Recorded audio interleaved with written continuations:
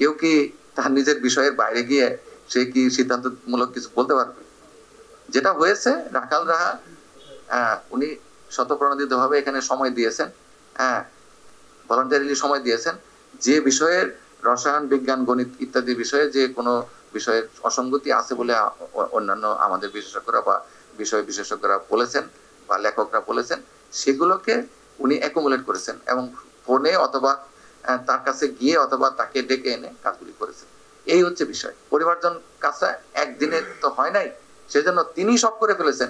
এই ধরনের বয়ান হাজির করাটা হচ্ছে এক ধরনের, আমরা কি বলবো, এটা হচ্ছে একটা বয়ান হাজির করে কাউকে ই করে ফেলা, নস্যাৎ করে দেওয়ার একটা মানসিকতা। এটা মানে আর কি বলবো। যাই হোক, তার অন্য বিষয়ে আপত্তি থাকতে পারে, তার অনেক ব্যাপারে আমরা একমত নই। যেমন আমরা এই যে পাঠ্য বইয়ের পিছনে যে না গ্রাফিতির বিষয়, গ্রাফিতির বিষয় বলি, গ্রাফিতির বিষয়ে ওনার এক ধরনের ইয়ে ছিল যে এত ভয়াবহ গ্রাফিতি, মানে গ্রাফিতি একটা ভয়াবহ হতে পারে। উৎসবের খুশি হবে নগদে বেশি, কারণ ঘন্টায় ঘন্টায় আছে গিফট জেতার সুযোগ। সুতরাং কম দেওয়াই ভালো। পরে কিন্তু আমরা আরো অনেক আলোচনা করে, অনেক উপদেষ্টার সাথে আলোচনা করে আমরা কিন্তু গ্রাফিতি গুলো দিয়েছি। সুতরাং ওনার মতামত এখানে প্রাধান্য পেয়েছে এমন নয়। পতাকা এবং ইয়ের বিষয়ে ওনারা একা মত দেন নাই, আরো অনেকে মিলে এই মত দিয়েছেন। সুতরাং এই বিষয়গুলোর সাথে কিন্তু তাকে এককভাবে দায়ী করাটা, এটা কিন্তু আমাদের কাছে এটা প্রতীয়মান হচ্ছে না।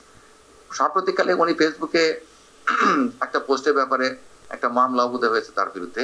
এ ব্যাপারে আমাদের কোনো ইয়া নাই, এ ব্যাপারে আমাদের কোনো দায় দায়িত্ব নাই। এটা ওনার ব্যক্তিগত বিষয়, এটা ওনার ব্যক্তিগত বিশ্বাস।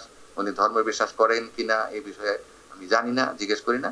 তবে আমি ব্যক্তিগতভাবে পায়াস মানুষ, নামাজ পড়ি নিয়মিত না হলেও, আমি একজন হজ করেছি। সুতরাং আমার পূর্ণ বিশ্বাস আছে পরম করুণাময় আল্লাহ তাআলার প্রতি, এবং আমরা পালন করি, আমাদের অধিকাংশ এখানে তাই। সুতরাং একজন রাখাল রাহা, তার ব্যক্তিগত ধর্মবিশ্বাস ইত্যাদি, এটা তার ব্যক্তিগত বিষয়, এটার সাথে এনসিটিভির কাজের কোনো সম্পর্ক নাই।